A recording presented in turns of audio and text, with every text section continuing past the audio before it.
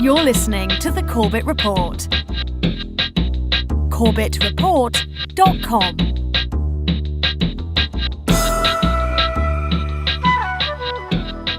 That's how we're able to bring you speakers like James Corbett, the awesome James Corbett, who has illuminated so many minds around the world.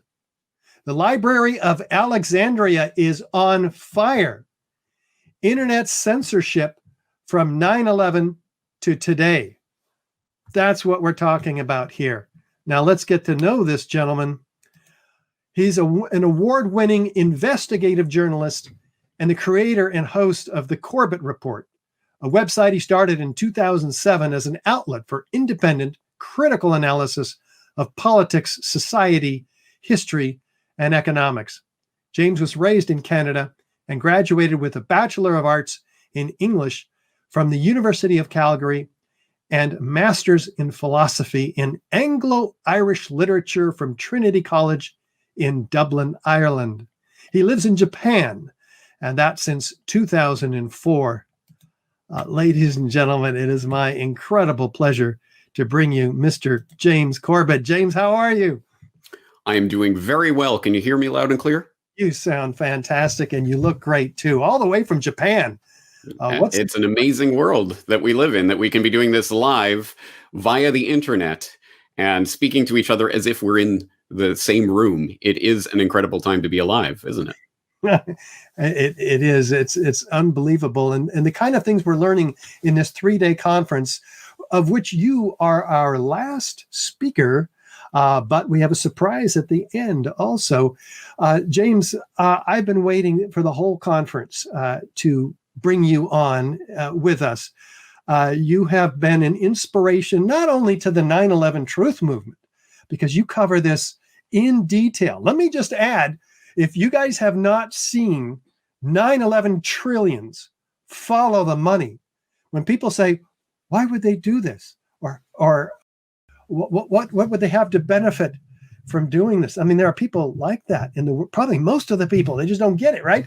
Here's the cui bono, right? Look at that. James has dug into it. Say just a few words real quick about that before I turn the whole floor over to you, James.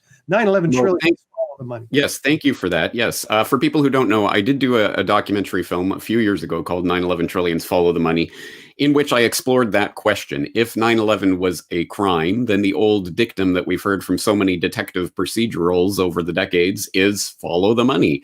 That's how we get to the bottom of who perpetrated a crime and for what reason and how it was done. So that's what I attempted to do in that documentary, and I opened up a few of the money trails on that lead to various perpetrators of 9/11 and some of the interesting things that were happening that day that are documented that are not talked about. So anyone who is interested in that aspect of 9/11 is highly encouraged to go to CorbettReport.com/911trillions, and that entire documentary, audio, video, and the complete hyperlink transcript is there available for free, like all my work. Throw us a bone, James. What are three of these trillions that you're talking about here? Well, one of the things that I explore is not trillions, but billions, the billions of dollars in insurance money that was collected by Larry Silverstein. And that, in fact, I just did a follow-up on that quite recently on my Questions for Corbett podcast, where I talked about someone asking, why didn't the insurance companies go after Silverstein using the evidence by architects and engineers for 9/11 Truth and others who have been proving that the demolitions of those buildings were not what we were told they were. Why didn't the insurance companies raise that in court? Which is a good question and goes to, I think, some of the deeper structural issues about what was happening on 9/11. I looked at the inside trading, the foreknowledge of the attacks that has been multiply proven by different peer-reviewed studies over the years in various journals, economics journals, proving that there was foreknowledge of the attacks that were being used on put options and future securities trading in the days and weeks and months leading up to 9/11. And I look at, perhaps most importantly, the announcement the day before 9/11 on 9/10/2001, the announcement from the Pentagon, Donald Rumsfeld saying, yes, we can't account for $2.3 trillion of funds that are missing from our accounts. We can't quite track out what's happened to them, but we're going to declare a war on bureaucracy. And that was the day before 9/11. So again, I think there's a lot of very interesting information to dig up there. I did at least start that in my 9/11 Trillions documentary. I hope people will go there and use it as a resource to find out more information about those I think, very important aspects of what was happening that day. Beautiful. I've got more questions for you, brother, but I'm going to let you have the floor so that you can let us know all about this censorship issue. We're here to learn, and let me just tell you in advance, we're looking for solutions. As are we all. Well, thank you, Richard, for having me here. Thank you to the architects and engineers for 9/11 Truth for hosting this Justice Rising conference. It's obviously one of the most important things we can be talking about right now is achieving justice for what has happened in the past couple of decades, let alone however many years before that, but certainly what's been unfolding over the past couple of decades. And I am here to talk today about the Library of Alexandria is on fire. And I'm going to go out on a limb. I'm going to guess that pretty much everyone in the audience and pretty much everyone in the general public has heard something of the story of the Library of Alexandria that goes something like, yeah, there was a great library at some place called Alexandria, and it had all sorts of ancient texts, and it burnt down somehow, and they were all lost. I think that's the general understanding of that story. And some people in the audience may even have a few more of the details that they can fill in there. That Alexandria, of course, in Egypt, and the ruler of Egypt under Alexander the Great's empire, Ptolemy, founded this library, and it housed hundreds of thousands of scrolls, and it was burnt down in a fire in 48 BC during the siege of Alexandria during the Roman Civil War by Caesar's troops, something along those lines. Again, I think there is a general popular understanding of this story in broad outline. The only problem being, like most stories in his story, this story too is most likely false, at least in its key details. For people who are interested in what scholars these days tend to believe about the Library of Alexandria, well, yes, there was a library at Alexandria in Egypt, and it was famed, even in the ancient world, it was famed for housing so many different books, scrolls at that time, and different topics. And it was founded in around 2,300 years ago, maybe by Ptolemy, maybe by his son, maybe by someone called Demetrius of Phalerum. It was not just a library. It was actually an entire research institution called the Museon that included laboratories. It included teaching. It was a whole research institution with researchers from around the ancient world. And it also included the library, which maybe housed 40,000, maybe 400,000. Some say 700,000 scrolls, but no one knows for sure. No one knows exactly the full contents of the library. We know some of the things that were stored there, but not all of them. And it was not burnt to the ground by Caesar. At least that's not what modern scholars think. It was probably at least an annex of the library, ? May have been burnt completely, or at least in part, ? During that siege of Alexandria in 48 BC. But that was probably not when the entire library was lost and all of those scrolls lost forever. There were a series of events over centuries that have been attributed to the loss of the Library of Alexandria, but the truth, as always, is probably much more prosaic, namely that the institution fell into disrepair after a purge of intellectuals from Alexandria and a lack of funding, and ultimately the library just basically started to degrade, and it met a rather sad end of just basically falling into disuse and disrepair, rather than the dramatic all going down in one big blaze of glory or infamy. But at any rate, the story is probably not what we have all been told, but it is interesting to think of why that story of the fire destroying the Library of Alexandria is so resonant. And I think it's because it presents to us a couple of things. First of all, it encapsulates the idea that human knowledge is hard fought, hard won. We have to scrabble to try to eke out this knowledge and understanding of the world. And that is a process that's been going on presumably for millennia. And it takes centuries to accumulate all this knowledge but it can all be lost in a moment. The great fragility of human knowledge is encapsulated in that story. And also, I think it is interesting to imagine that all we needed was one person with a fire hose at that moment of the outbreak of fire, and we could have saved all of this knowledge. It is certainly a story that resonates with people, even if it isn't true in its particulars. But I guess the question is, so why does this matter? What does this have to do with the price of tea in China, let alone internet censorship in our present day and age? And I'd say it's because this story teaches us a couple of important lessons. One is that history can disappear in a puff of smoke. But the corollary of that lesson is that those who want to make history disappear can make it disappear by starting a fire. So I'd like to think that the parallels to the situation we find ourselves in today are becoming obvious to the more clued in listeners to this talk, but let's spell it out in its particulars. The Library of Alexandria was described at one point as the first attempt to bring together the sum knowledge of humanity. And it really did aspire to that. It was an attempt to house, if not every book in the world, at least every important book or everything of any note. That was the edict that was given when the library was founded. And it did its best to do that and collected a huge number of very important texts from the ancient world. But if that remit sounds familiar, you may be thinking of Google's mission statement, which, for those not in the know, Google's mission statement is, quote, to organize the world's information and make it universally accessible and useful, which sounds pretty grandiose. As unbelievably large a task as that must have been 2,300 years ago, it is orders of magnitude more daunting of a task in this day and age, where we have orders of magnitude more information, if not necessarily wisdom, that has accrued over those 2,300 years, and more being added by the day. In fact, a mind-boggling amount of information being added every day to the sum knowledge of humanity.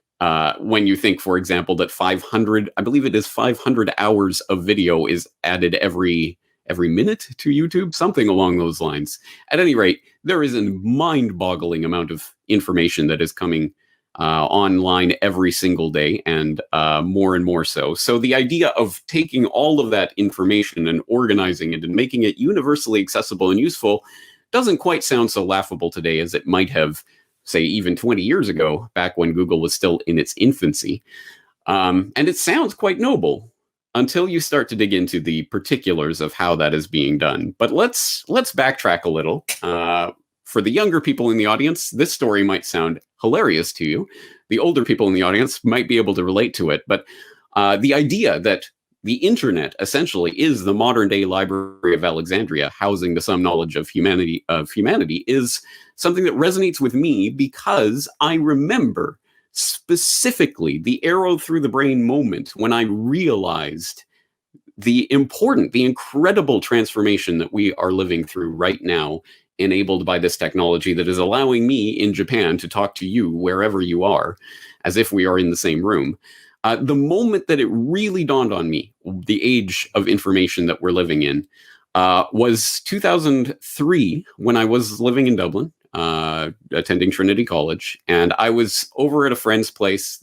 She was having a little house party, and there was a bunch of us there, and somehow someone got into a debate over who won the 100-meter dash in the 1984 Summer Olympics, or something along those lines. One of those very specific things that as I was sitting there thinking about this and realizing at that moment that at any other time, that would have been the type of debate two people would have had, and they had different ideas of who was the winner, and it would have been left at that point, and people would have went home. And maybe if someone was particularly motivated, they would have went to the library, the actual physical library, the next day and looked it up in a book and said, see, I was right, it was so-and-so.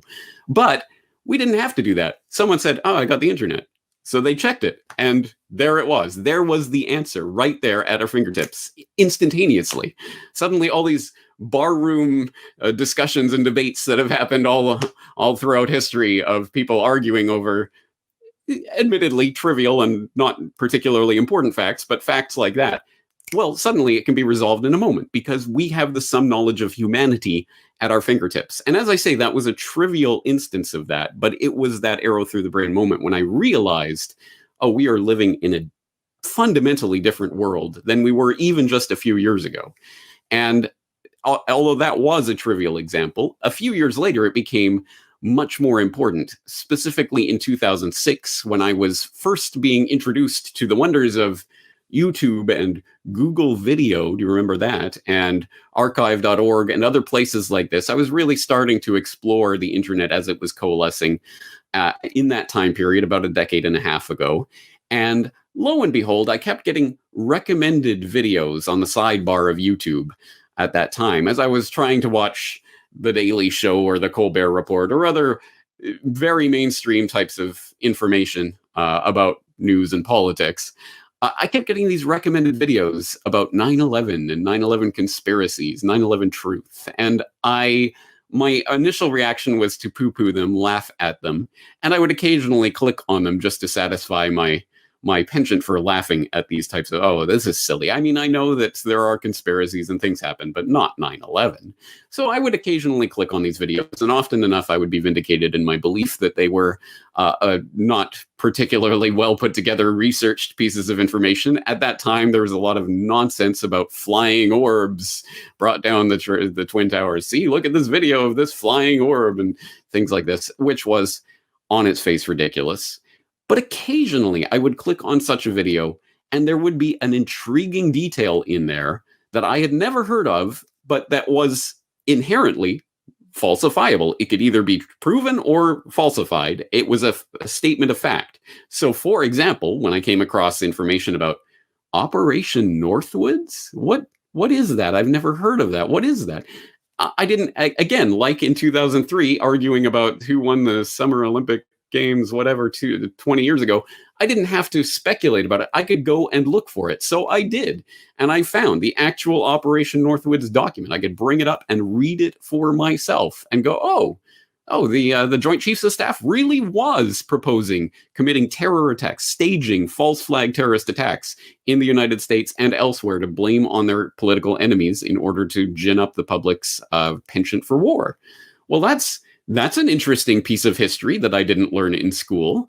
And it was pieces of information like that. I wouldn't say Operation Northwoods was the thing that set the ball rolling, but it was one of the things that I was learning and seeing for myself. I was able to look it up because of this free flow of information on the internet. The Library of Alexandria was open for business, so to speak. But as you might have noticed over the last several years. In fact, I would say if you are in the 9/11 Truth research space online, you will have noticed over the last several years, yes, it is becoming more and more difficult to access this information. And as I say, that resonates particularly, I think, for 9/11 Truth researchers. I'm sure it is something that we have all encountered in our travels around the modern day Library of Alexandria, the types of error messages. This video has been deleted because the YouTube user account associated with this video has been terminated. Something along those lines. We've all seen those types of messages, and unfortunately, with increasing frequency in recent years. And that is something that is essentially the modern day equivalent of book burning. The actual material, the knowledge that is being collected in this library, some of it is being deliberately and carefully chosen for deletion, for burning. And that should concern us all, I think, for reasons that are self-evident. Let's just take an example, and one that sticks out in my mind because it's fairly recent, and it involves someone that I know personally, Dan Dix of pressfortruth.ca. Had his entire YouTube channel scrubbed, 35 million views, over 200,000 subscribers, gone at the flip of a switch because reasons. Google doesn't even give reasons per se. They just say that it violated community guidelines in some abstract way, and the channel is gone. A channel that included, amongst many, many other things, however many thousands of daily video vlog type materials, as well as feature-length documentaries like 9/11 Decade of Deception, which was the document of the Toronto hearings on 9/11 Truth. Obviously took place in Toronto on the 10th anniversary of 9/11 in 2011. Again, gone. Now, there are, thankfully, other copies of that, and you can still find those hearings online, but that is a pretty interesting example of a particular piece of 9/11 information, an important historical document that had almost 2 million views at the time that it was deleted, gone at the flip of a switch. And that is a warning, I think, to all of us working in this space, that yes, books can be burnt in this digital Library of Alexandria. In fact, they are being burnt. And that raises the stakes of what is happening right now by orders of magnitude. But as concerning as that is, I have to warn you, there's more than one way to burn a book in this library. In fact, you don't even have to burn the book itself in order to essentially make that library unusable. Because as I pointed out in a podcast that I did several years ago on film literature in the New World Order, where I talked about the Library of Babel, talking about this idea of an infinite library in which every single combination of letters, characters, were printed in this incredibly infinite, essentially, series of books. And people would wander through this almost infinite library for their entire lives, and they would be delighted to find one sentence that actually made sense amongst all this gibberish of characters in one of these books. That is, I think, is perhaps even more to the point of what kind of library we are living in the internet, rather than the Library of Alexandria. It's almost more like the Library of Babel, where it's just so much information that we can't even possibly make use of most of it, unless we have an index that can tell us, oh, of course, the collected works of Shakespeare are somewhere in the Library of Babel, just amongst all that gibberish, but do you know where? Well, if we had an index that could point us to that shelf so that we can take it down and read it, well, that would be very helpful. And then on a meta level, well, how do we even know that we want to look for Shakespeare? Well, there must be some sort of guide that can that can tell us about some of the important material that's in the library. And so that guide would also be a handy thing to have for the library. Well, of course, you don't have to burn the books themselves. If they're hidden amongst this unimaginably vast library, you can burn the index cards that lead you to the important books. And that is being done too. Again, I can speak to this from a very personal example. In 2014, I released a feature-length documentary called Century of Enslavement, The History of the Federal Reserve, talking about the Federal Reserve and the way money is created in the United States Federal Reserve System. And it was, at one point, the first search result on YouTube. When in the YouTube search, you typed in Federal Reserve, that would literally be the first thing that came up, was my documentary. But to the horror of MSNBC host Chris Hayes, that was the case. And he tweeted out, a couple of years ago now, he tweeted out, imagine if you were a high school student assigned to do a project on the Federal Reserve and you typed Federal Reserve into YouTube and you got this. And he showed a screenshot of my documentary. And he basically lambasted the toxic algorithm at YouTube for leading people to this information. Well, you can imagine, and it was not very surprising, the very next day, when you typed Federal Reserve into the YouTube search bar, you did not get Century of Enslavement on the first result. You didn't get it in the top 10. You didn't get it in the top 100. It was gone completely, replaced by Federal Reserve's YouTube channel, CNN, MSNBC. Of course, all the corporate controlled media and the official sources became prioritized. And now we know, it was revealed several months later by Google insider Zach Voorhees, that wasn't by accident. It was because the search term Federal Reserve was put on a special internal YouTube search blacklist, that it was carefully controlled and curated. Those results would only show you these types of things from these approved channels. As you might imagine, 9/11 information is certainly absolutely being treated in the same way. Again, as anyone who uses these types of platforms will have noticed in the last several years, at one time you could search 9/11 truth and you would find a lot of 9/11 truth information and documentaries. Now you search 9/11 truth and you find more official types of information about 9/11. You find debunkings of 9/11 truth, but finding actual 9/11 truth is becoming more and more difficult. Essentially, they are burning the index cards that will help us find the information in this Library of Babel. Maybe if you happen to know the actual URL for that particular documentary that you're looking for, V6XBMT2, whatever, then you can find that particular video. But I'm going to venture to guess no one is making note of the particular URL and trying to memorize that. That would be ridiculous. No, you need the search engine in order to find this information. And on a more meta level, you need to even know that there is information out there that you are not being shown. For example, when you type in Federal Reserve and you get Century of Enslavement as the top or one of the top search results, there it is. There you can find alternative information about the Federal Reserve. But if you are that hypothetical high school student who is just typing information, I just want to find out about Federal Reserve, I just want to find out about 9/11, and you just type that as a search term, and all you are presented with is officially approved information from corporate media and government sources, then how will you even know that there are other things out there that you should be searching for? So it presents a very deep problem.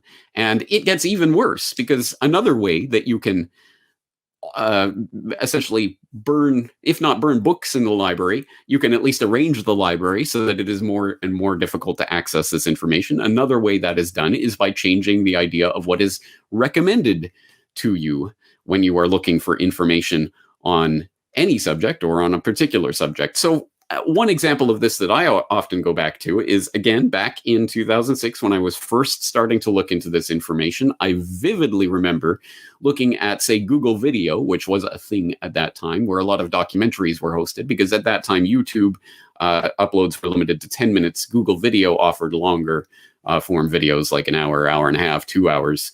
I remember watching a number of documentaries that way.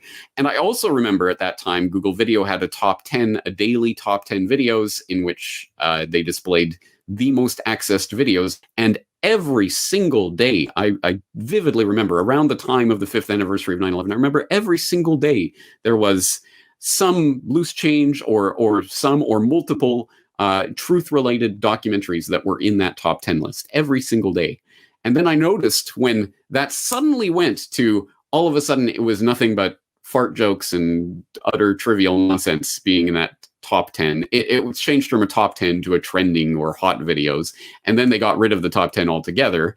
And YouTube, similarly, at that time, had a front page that was seen by everyone, the front page of YouTube, which would have inevitably things like loose change or those types of documentaries every single day. Well, that suddenly again flipped and changed, and they changed it into a trending videos, which was, well, what's trending? What does that mean? Well, they get to decide what that means, and suddenly you wouldn't see any truth-related information there. And then eventually, as we all know, they changed YouTube so that there isn't a homepage that is seen by everyone. There is a tailor-made page seen for you.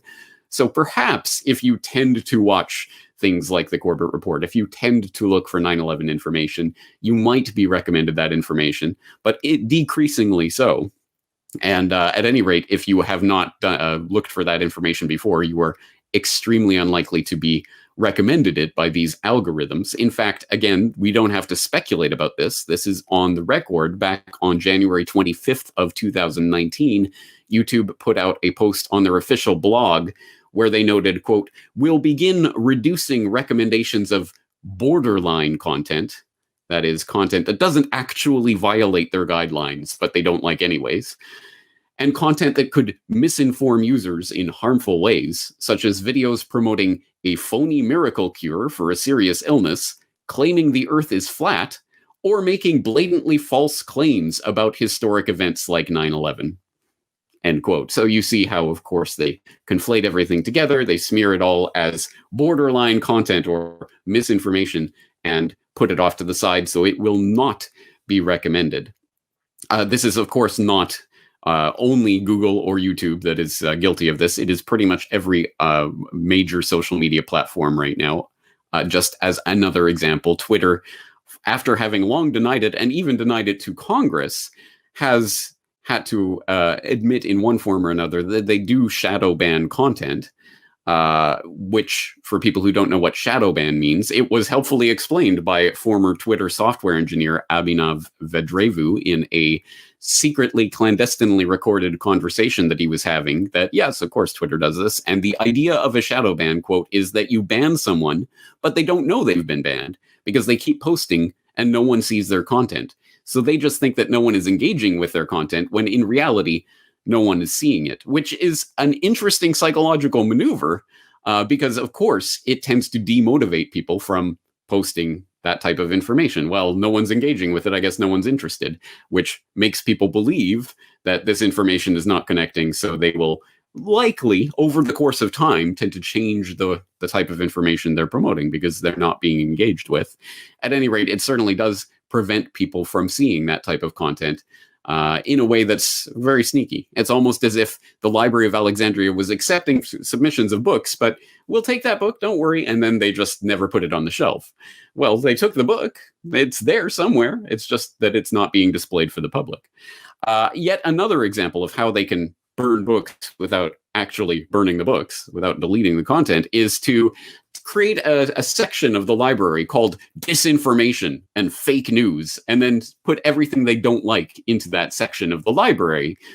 Again, the books are there. You can read them. It's just that we're telling you this is fake, this is false, this has been debunked. If you are looking at this information, you should know you are being misinformed. But you can look there if you want. And again, I don't think I'll have to elaborate how this is being done to people who are involved in this research space. It is being done through a network of fact-checking organizations and institutions that presume to be able to tell you the truth of what happened on 9/11 or any other major historical or news event because the government says this. Therefore, it's been debunked. They use a number of different tricks, straw manning arguments and other things to try to debunk various information so that people will not even look at it in the first place. And I did go through that in great detail in a recent episode of my podcast on who will fact check the fact checkers. So I hope people will look at that for information about how the fact checkers are compromised and their serious conflicts of interest in terms of their funding versus what they claim to be debunking. But one specific example of that and how it operates, I'll point people in the direction of something called NewsGuard, which aims to be essentially a browser extension or an app that people can use to provide nutrition labels for various websites. This website provides nutritious, fact-based information. This website is full of that fake information about 9/11 or other things. They get to decide what is true and what is not true, and they will helpfully inform people who are using their browser extension of the difference. So who is NewsGuard? Oh, that's right. It was co-founded by CFR member / Rhodes Scholar Gordon Kravitz and is advised by people like 9/11 era NSA chief Michael Hayden, the first Homeland Security Director, Tom Ridge, the ex-NATO Secretary General, Anders Fogh Rasmussen, and others. These are the people who are going to be the arbiters of truth, people who are blatantly partisan and blatantly have conflicts of interest in determining the truth about events like 9/11, let alone many other events in the news. So I think, again, I won't have to elaborate for this audience how that works, but all of this is to say, yes, the Library of Alexandria is on fire. This is not a drill. The burning of books, digitally or physically, is not a joke. This is what dictators do. It is what they have always done, and people have understood this for millennia. You can go back to 213 BC when Qin Shi Huang, the founder of the Qin dynasty in ancient China, ordered the burning of books and also, as a bonus, the killing of scholars who challenged his rule, destroying centuries of wisdom in one puff of smoke. After the Council of Nicaea in the 4th century AD, Constantine the Great ordered the burning of all of the writings of Arius for his grave heresy of non-Trinitarianism.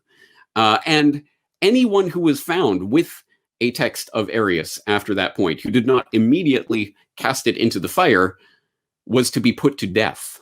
During the Spanish conquest of Yucatan, Bishop Diego de Landa ordered the mass burning of ancient Aztec texts, and he was surprised to note the reaction of the locals to this order. He said, "We found a large number of books in these characters, these Aztec characters, and as they contained nothing in which were not to be seen as superstition and lies to the devil, we burned them all, which they, the Maya, regretted to an amazing degree, and which caused them much affliction." I wonder why. You're burning their ancient texts. Why on earth would they get angry about this? During the burning of Washington in the War of 1812, remember that one? The British used 3,000 books from the U.S. Library of Congress as kindling to help burn down the U.S. Capitol building. Do you get taught that in American school these days? I'm not sure.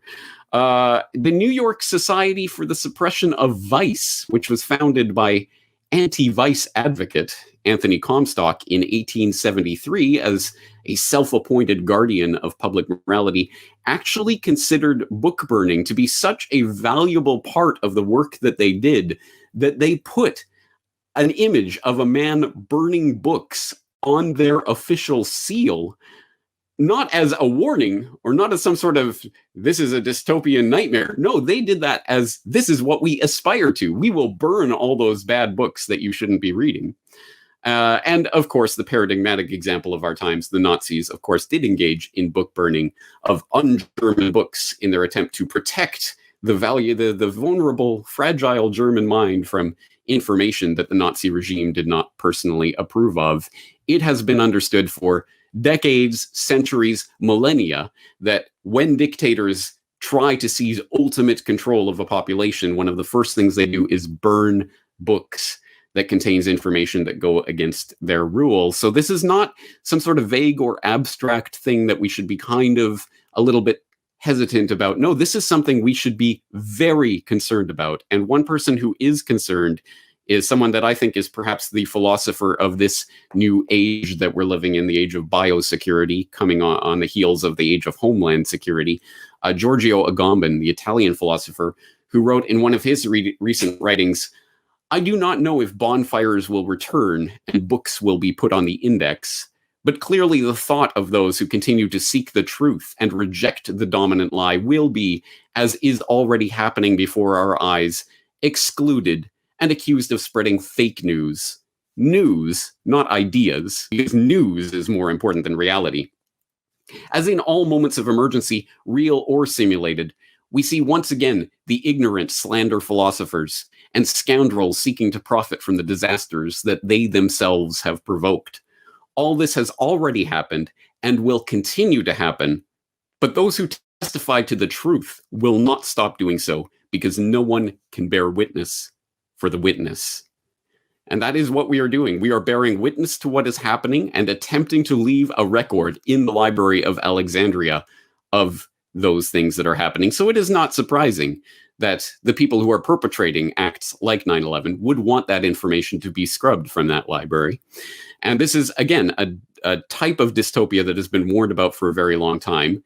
People might be thinking of this in a literary context. Fahrenheit 451 by Ray Bradbury. And I'm sure a lot of people are familiar with that book, but for those who are not, in Fahrenheit 451, Bradbury imagines a world in which books are banned and firemen are not people who rush into burning buildings to save them from the fire and to put out the fire.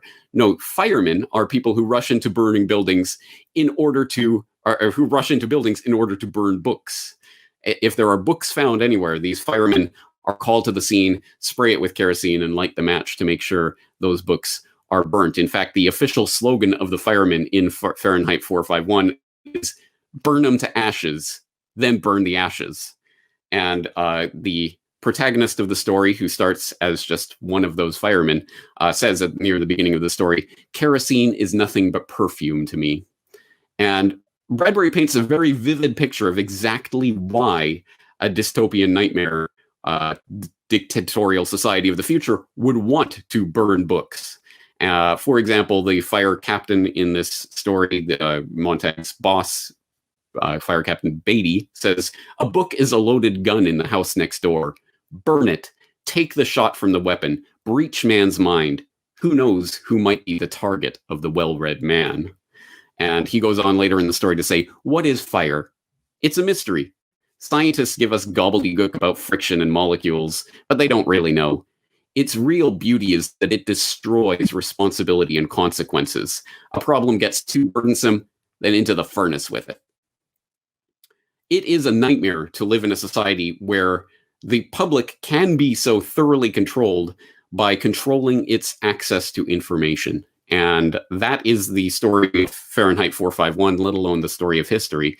And that story, that Bradbury's story, ends, of course, with Guy Montag becoming a rogue firefighter and escaping into the countryside with a band of outcast scholars and literary critics who have essentially memorized, or at least have in their memory, all of these books that they have read illegally over the years. And it is their hope that they will be able to use these books to essentially restart human civilization after the nuclear apocalypse that takes place at the end of the story.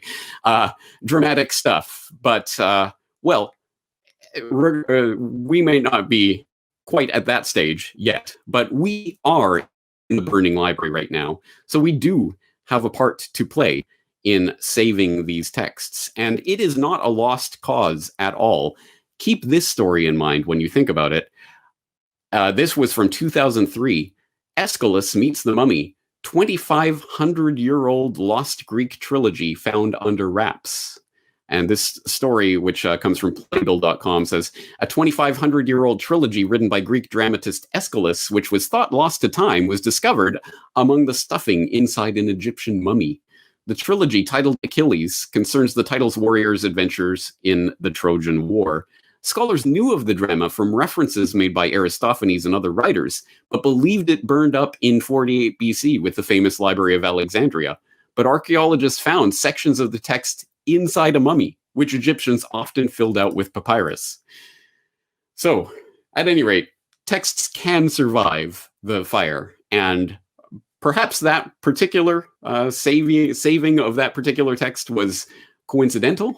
Perhaps it was done by people to actually hide those texts away so they would be preserved for the future. At any rate, we can do that with the important texts in the Library of Alexandria. There is a part that we all have to play in this. There are some simple steps that we can all start doing today.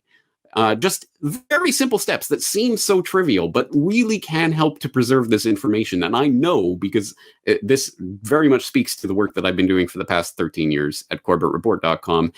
It's a simple command to follow, but let's follow it. Save everything. Save all of those important documents that you come across online, text, video, audio. If it is important, if you think this is information that you would want to know in the future, save it. Save a copy of it. It is incumbent on all of us to learn how to save a video from, say, YouTube, or to save it, save an audio stream, or to save information, an article, to your hard drive, of a copy that you actually have access to, that you can access later when and if that information is scrubbed online. I cannot stress how important this is, because as I say, over the years, please go back through the CorbettReport.com archives, go to a podcast I released a year ago, let alone a decade ago, and try to go through, as I always do. I link up the source documents of everything that I'm talking about, the videos, the articles. I always link them up, but the further back in the archives you go, the more and more you will find broken links, missing information. This video has been scrubbed from YouTube. That happens. It just happens. And so thankfully, I have saved a lot of very important information to external hard drives that I have physically sitting here that I can access later. And I have done that. As I sometimes do, I take some of my old podcast episodes and give them to Brock West to make into videos that I can release as new videos on my channel. Sometimes there are videos and other things that from that podcast that aren't available online anymore. But luckily, I have that information saved, so I can give it to Brock, and we can continue to perpetuate that information. I cannot tell you how many times that has happened over the years, and increasingly frequently, unfortunately. Another sort of more meta way to approach this is that we need to stop using these controlled platforms, or at least stop using them exclusively, because it is self-evident at this point that YouTube, Facebook, Instagram, Twitter, these are enemy weapons information systems. They are controlled by the people who want to selectively burn the books in the Library of Alexandria. So don't just give them the books and then trust that it will be safe there. Of course not. let's make sure that this information is on multiple outlets. And yes, of course, if you want to reach people and reach people who have not heard of this message, then there is still value in being on some of these controlled platforms, although less and less value. But at any rate, there is still the hope that you will be able to reach people who haven't heard this information yet. But at the same time, don't limit yourself to that. We need to start building up the alternative platforms, decentralized, peer-to-peer, cryptographically secure, censorship-adverse platforms that do exist. At this current time, I am now backing up everything I do to archive.org, bitshoot.com, library, LBRY, .com and minds.com, as well as actually having every MP4 and MP3 file that I do available for download directly from my own servers. It's on multiple platforms. Don't ever think there's just one backup you need. You need every possible platform to be used. And hopefully we can counter that network effect. Oh, there's no point in going on another video sharing platform. There's no point in leaving Facebook. Everybody's there. Well, everybody was on MySpace a decade ago, but they're not anymore. So we can influence this. We do have a part to play in it. And on the meta level, I also want to throw out the warning that this technology itself is changing and is going to be deliberately changed in order to try to weed out our ability to save information. At least at this point, we have control over the devices we're using to some extent. We can refine search results and go to different platforms and try different things, and we can save information to our hard drive. But in the future, we will not be using desktop, laptop, even pad-like computers. Will be having hearables and wearables and this other Alexa-type devices where you don't get control over anything. You say, Alexa, tell me what happened on 9/11, and Alexa reads you the Wikipedia entry, and that's it. That's your sum total of ability to access this information in the Library of Alexandria. The access points to this library are being winnowed. We must reject that. Do not accept, do not buy, do not purchase with your own money technology that is going to be used to limit your access to the Library of Alexandria. Do not accept it when they say, oh, it's okay, we're in the 5G Internet of Things, always connected world of tomorrow. You don't need a hard drive anymore. All you need is just a device that will interface with the cloud, and everything will be stored on the cloud. There is no cloud. There is only someone else's computer. That is all the cloud is. So don't leave it up to someone else. Don't worry, they've got it saved somewhere, somehow. No, we must make sure that we retain that control. So do not aid the people who want to control access to the Library of Alexandria in that quest by purchasing these limited technologies that they are going to be rolling out.